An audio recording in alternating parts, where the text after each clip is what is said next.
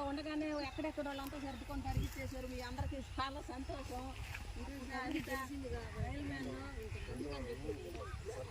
వీళ్ళు సన్నంగా ఉన్నారు, వీళ్ళు యుద్ధం చేస్తారు. ఈ శ్మశానం కదా ఇది, మీరు అడిగేదానికి మాట్లాడు. ఇప్పుడు దాకా ముగ్గురు అక్కడ రాలా, మంచి సమయం సందర్భం ఇలా కలిసి వచ్చిందా?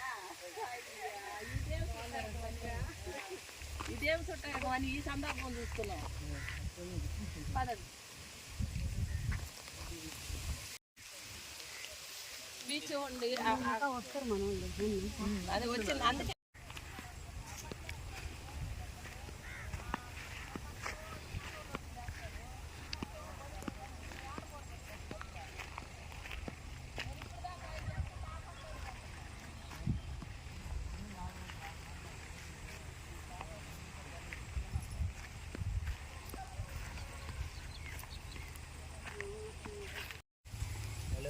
భయపడుతుంటారు పాపం. మీరు ధైర్యం తెచ్చుకుంటే రావడానికి ఇంకా ఉండరు, 100 మంది వెనకాల. అర్థమైందా? ఎవరు లేరు అనుకోవద్దు. ముందు మీరు నిలబడితే మీ వెనక మీకు వాళ్ళకుండా మనకు ధైర్యంగా ఇంకా 100 మంది ఉండరు. మనకు తెలియదు, మామూలుగా రాజుపాలెం మీటింగ్ అని చెప్పేది ఇంకా వచ్చింది. ఏం భయపడమండి.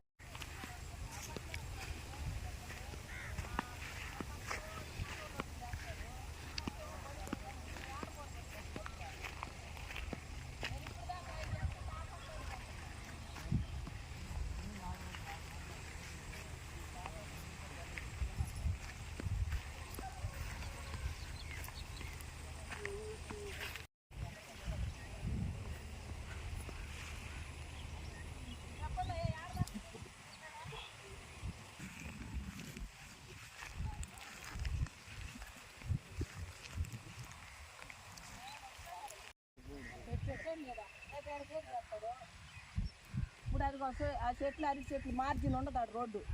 మీరు భయపడుతున్నారు కానీ మేము అది భయపడుతున్నారు చేస్తారని చెప్పేసి భయపడబోకండి. అందరూ ఒకే మాట మీద ఉన్నాం. ఊరు అన్న తర్వాత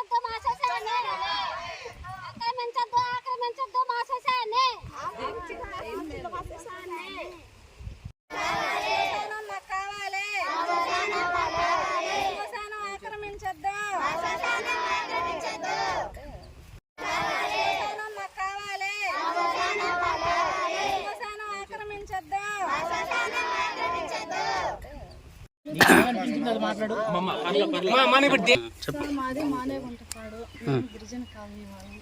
మేము ఒక యానాదము. ఇంతకుముందు ఇక్కడ 6 ఎకరాల స్థలం ఉందంట. అదంతా మాకు తెలియదు, మా పెద్దవాళ్ళకి తెలుసు, వాళ్ళ తరం వాళ్ళకి తెలుసు. ఇప్పుడు మా జనరేషన్ బట్టి ఉన్నది ఇంత ప్లేస్లో కూడా ఆయన వచ్చేదానికి పోయేదానికి అరబాట చేసుకుంటున్నాడు. ఇప్పుడు అనేది బాటేస్తాడు, రేపు స్తంభాలు అంటాడు, గేట్లు అంటాడు, గోడ అంటాడు. అవి ఉండే దాంట్లోనే మేము ఎక్కడ చెప్పండి సార్. ఇప్పటికే మొన్న మా అత్తమ్మ చనిపోయింది, మా నాన్న లోడాడు, ఎవరియో ఎముకలు బయటపడ్డాయి. ఆ పరిస్థితి మాకు అవసరమా చెప్పండి సార్? సమాధి మీద ఒకరి మీద ఒకరు నేర్చుకుంటాం. అలా మాకు వద్దు, మా శ్మశానం మాకు కావాలి. ఇది అడ్డగిస్తున్నది నన్ను గుణపాటి మల్లికార్జున రెడ్డి గారు.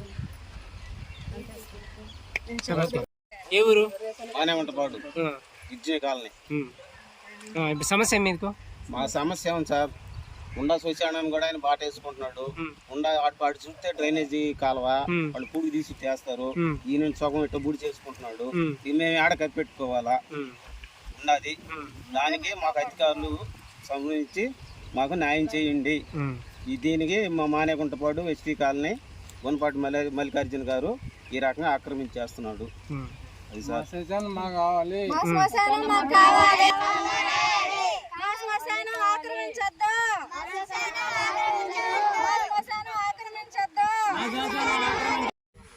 మానేగుంటపాడు పంచాయతీ గిరిజన కాలనీలో ఉంటాము. నేను కూడా ఈ గిరిజనులతో పాటే ఉంటుంటాను. గత దాదాపు 50, 60, 100 సంవత్సరాల క్రితం నుంచి కూడా ఇక్కడ శ్మశానానికి సంబంధించి ఒక దెబ్బ ఉండిందండి. దాదాపు ఒక 1/2 ఎకరా ఉంటుంది. అదంతా గవర్నమెంట్ ల్యాండే. దాన్ని లాస్ట్ టైం 2 సార్లుగా 2 పీరియడ్లుగా ఏం చేశారంటే, ఈ పక్కన ఉండే రైతు 2 సార్లుగా 2 25 ఎకరాలుగా తీసి కైలో కలిపేసుకున్నాడు ఆయన. సరే ఇంక వీళ్ళు చేసేది లేక, అతనితో పోరాడే శక్తి లేక కామ్గా అయిపోయారు. మాకు వచ్చి చెప్పారు. మేము తర్వాత ఏం చేసామంటే పోలం రెడ్డి గారికి కూడా అర్జీ ఇచ్చామండి. ఆయన శ్మశానం ఈ విధంగా కబ్జా చేశారండి, శ్మశానం అంతా పొలంలో కలిపేసుకున్నారని మేము అప్పట్లోనే పోలం రెడ్డి గారు ఎమ్మెల్యేగా ఉన్నప్పుడు అప్పట్లోనే మేము అర్జీలు ఇచ్చున్నాం. అవి కూడా మా దగ్గర ఉన్నాయి, ఆ జెరాక్సులు కూడా ఉన్నాయి ఇప్పుడు కూడా.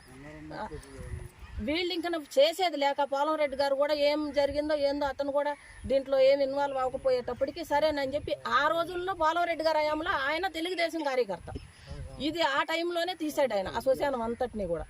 సరేనని చెప్పి ఇక్కడ కౌంట్ వాళ్ళు ఈ పక్క పూడ్చుకుంటా ఉంటారండి. దాంట్లోకి వచ్చి మళ్ళీ పూడ్చుకుంటున్నారు. ఈ పక్క ఉన్న శ్మశానం కాస్త ఈ పక్క పెట్టుకుంటున్న పీనుగులు కాస్త ఈ పక్క పెట్టుకుంటున్నారు. ఇప్పుడు రీసెంట్గా ఏమైందంటే, ఈరోజు ఈ పక్క కూడా లేకుండా అతను దీన్ని దారి చేసుకుంటూ పొక్కులేని తెచ్చి బాట వేసుకుంటూ మొత్తం ఇదిగో చూడండి, ఒక 15 అడుగులు 20 అడుగుల దాకా బాగు చేసి దీన్ని గ్రావెల్ వేసి ఇతను ఇక్కడ బాట చేసుకోవాలనుకుంటున్నాడు అండి. అక్కడ ఉన్నదే మొత్తం 30 అడుగులు అండి, కాలువకిని ఈ గుంటకి మధ్యలో. ఆ 30 అడుగుల్లోనే ఒక పీనుగు మీద ఒక పీనుగు తోడితే ఇంకొక పీనుగు ఎముకలు బయటపడతా ఉంటాయి ముందరయ్యి. అయినా అలాగే అడ్జస్ట్ అవుతున్నారు వాళ్ళు. లాస్ట్ టైం ఒక ఆవిడ చనిపోతే తీస్తే పాత ఎముకలు బయటకు వచ్చినాయి. అలాగే పూడ్చుకుంటున్నారు ఆ కొంచెంలోనే. అంతా కలిపిన ఒక 15 సెంట్లు కూడా ఉండదు, ఇక్కడ 10 సెంట్లు ఉంటుంది. దాన్ని కూడా అతను ఎందుకు ఉంచాలని మొత్తం దాన్ని అంతా తీసేసి బాగు చేసి గ్రావెల్ వేసి దాన్ని ఇప్పుడు ఫెన్సింగ్ వేసి బండి రానియకుండా చేయాలనేది అతని ఆలోచన. ఈ పక్క 15 అడుగులు 20 అడుగులు పోతే ఆ పక్క కాలువ గట్టుపోతే మధ్యలో ఇంకేమీ లేదండి వీళ్ళు పోడ్చుకోవడానికి. శ్మశానం కాడ కూడా ఏందండి పోయేది, ఇంత సంపాదించకపోయేది మనం ఆ శ్మశానంలోకి. దాన్ని కూడా కబ్జాకు గురి చేస్తూ ఉంటే, దాన్ని కూడా లాగేసుకోవాలని చూస్తుంటే, అతను లిస్టు తీస్తే ఈ పంచాయతీలో రోడ్డుకి ఆ కొస నుంచి ఈ కొస వరకు కనీసం మార్జిన్ కూడా ఉంచడు. ఎవరన్నా లారీ వెళ్తే పక్క నుంచి తప్పుకోవటానికి కూడదు, మార్జిన్ కూడా లేకుండా మొత్తం ఇటు చేస్తున్నాడు. గతంలో మేము ప్రెసిడెంట్ గారికి చెప్పాం. ఆయన అప్పుడే బండి తీసుకురావాలనుకుంటే ప్రెసిడెంట్ గారు ఏం చేశారంటే, చిన్న ఇరుకుగా తూము పెట్టారు. ఇటు నుంచి నీ బళ్ళు రావడానికి లేదు, ఈ పక్క సరే తీసేసుకున్నావు, తోడేసేవు, వాళ్ళ దెబ్బంతా లాగేసేవు, వాళ్ళ శ్మశానం అంతా మళ్ళీ ఇక్కడ కూడా ఏందని అతను మొన్న అప్పటికప్పుడు అతను సొంత డబ్బులతో పోయిన సంవత్సరం ఒక తూము పెట్టి దారి చేసాడండి. అతను బండ్లు ఇటు రానియకుండా, నీ బండ్లు వెళ్తే వాళ్ళు ఎక్కడ పూడ్చుకోవాలని. ఇప్పుడు పక్క నుంచి తూములేసి ఆ తూము పక్కన మళ్ళీ తూములేసి పెద్దది బ్రిడ్జిలాగా ఏర్పరచుకొని ఇటు నుంచి వెహికల్స్ రావాలని, ఇటు నుంచి వెహికల్స్ వెళ్తే అతను ఇంకా అక్కడ పూడ్చనీయడు. నా పేరు నిరోష. నేను కడూలూరు మండలం జిల్లా బీజేపీ మహిళా మోర్చా అధ్యక్షురాలిని. అయితే నేను ఇక్కడికి ఎందుకు వచ్చానంటే, ఇది మానేగుంటపాడు గిరిజన కాలనీ అండి. ఇక్కడ సమస్య ఉందని వాళ్ళు వచ్చి మమ్మల్ని కలిస్తే ఆ సమస్య మీద మేము ఇక్కడికి వచ్చి మాట్లాడటం జరుగుతుంది. ఇక్కడ ఒక 1/2 ఎకరా స్థలం వరకు గిరిజనులకి అప్పుడు కేటాయించున్నారనమాట శ్మశానంగా. ఆ శ్మశానం పక్కన ఉన్నటువంటి గుణపాటి మల్లికార్జున రెడ్డి గారి పొలాలు ఉన్నాయి. ఆయన మెల్లిమెల్లిగా ఈ 1/2 ఎకరా శ్మశానాన్ని ఆయన ఆక్రమించేసుకున్నారు. వాళ్ళు పాపం గిరిజనులు ఏం అనలేక సరే రెడ్డి గారు అని చెప్పి ఏం చేయనని చెప్పి ఇక్కడ ఉన్న శివాయి కాలువ పక్కన ఉన్న శివాయిలో అక్కడ బూడ్చిపెట్టుకుంటున్నారు సార్. కానీ ఇప్పుడు కూడా ఆ కాలువ వంచును కూడా అతని కైలోకి బాట అని చెప్పి మీరు కొంచెం అడ్డాలేడమ్మా చూస్తున్నారు కదా, పొక్కిలెంతో 15 అడుగుల వరకు రోడ్డు వేయాలని చెప్పి ఈ పొలాల్లోకి బాగా చేశారు. ఇప్పుడు ఉన్న ఒక 4 అడుగుల స్థలంలో వాళ్ళు పూడ్చిపెట్టుకోవాలంటే వాళ్ళకి కష్టంగా అనిపించి వాళ్ళు మా శ్మశానాన్ని ఇట్లా ఆక్రమించేశారు. ఇప్పుడు ఉన్నదాన్ని కూడా ఆక్రమిస్తున్నారు. మేము ఇంకెక్కడికి వెళ్ళాలి అని చెప్పి వాళ్ళు వచ్చి విన్నవించుకుంటే మేము ఇక్కడికి వచ్చామండి. గిరిజనుల పాత శ్మశానం అయితే ఏదైతే ఉండిందో అది వాళ్ళకి తిరిగి ఇప్పించి వాళ్ళకి కంచె కానీ గోడ కానీ కట్టి వాళ్ళకి తిరిగి అప్పగించవలసిందిగా నేను అధికారులని కోరుతున్నాను.